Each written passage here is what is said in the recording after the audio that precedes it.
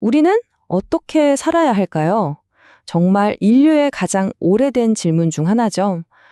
고대 중국은 여기에 대해서 아주 심오하면서도 완전히 정반대되는 두 가지 답을 내놨습니다.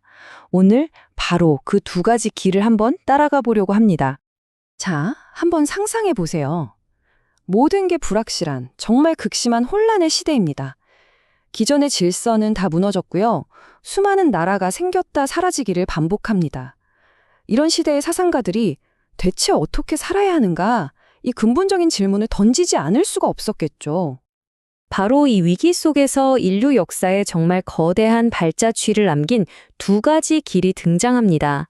그리고 이 두 길은요, 완전히 다른 해법을 내놓았어요. 자, 그럼 한번 본격적으로 들어가 볼까요? 먼저 사회, 나는 이 무너진 건물을 기초부터 다시 세워서 질서를 회복하려고 했던, 말하자면 건축가의 길, 바로 육아의 길부터 살펴보겠습니다. 육아 사상가들한테 해결책은 예에서 시작됐습니다. 임금은 임금답고 부모는 부모다워야 한다. 이런 식으로요. 그러니까 각자가 자기의 사회적 위치와 책무를 다할 때 그때서야 비로소 사회가 안정될 수 있다는 아주 명확한 구조적인 해법이었던 거죠.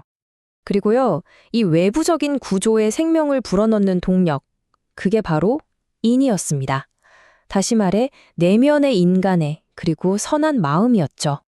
이런 도덕적 실천은 마치 물결이 퍼져나가는 것과 같아요. 부모님에 대한 효, 형제 간의 우애, 여기서 시작해서요. 사회 전체에 대한 충성과 공감으로 쫙 확장되는 거죠. 그리고 그 최종 목표는 뭐냐? 바로 이런 사회적 실천을 통해 완성되는 궁극적인 인간상, 성인이 되는 것이었습니다. 그리고 이 말은 공자의 생각을 정말 명확하게 보여줍니다. 공자에게 개인의 가장 높은 성취라는 건요, 모든 사람의 안녕에 기여하는 것과 절대로 뗄 수가 없었어요.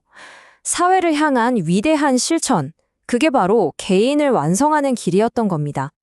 그런데 말이죠.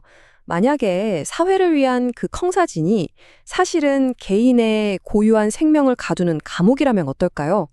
자, 이제 완전히 다른 길로 한번 가보겠습니다. 장자는 육아가 그렇게 신중하게 쌓아 올린 사회 규범들을 해결책으로 본 게 아니었어요. 오히려 개인의 생명을 고통스럽게 만드는 근원이라고 봤죠. 그건 그냥 인간의 본성을 억누르는 족수에 불과하다. 이렇게 생각한 겁니다. 장자는 이 지점을 아주 흥미로운 역설을 통해서 보여줍니다. 보세요. 목수에게는 아무 쓸모가 없었기 때문에 거대한 나무는 도끼날을 피하고 천년을 살 수 있었어요. 그런데 잠시 후에 들른 주막에서는 잘 울지 못해서 쓸모없다는 이유로 닭이 죽임을 당하는 걸 보게 됩니다. 자, 그러니까 핵심은 바로 이거예요. 너무 쓸모가 있으면 베이고 너무 쓸모가 없으면 버려집니다. 진짜 생존과 자유는 이 양쪽 끝의 위험을 전부 피하는 것. 다시 말해 그 사이에 머무는 기술에 있다는 거죠.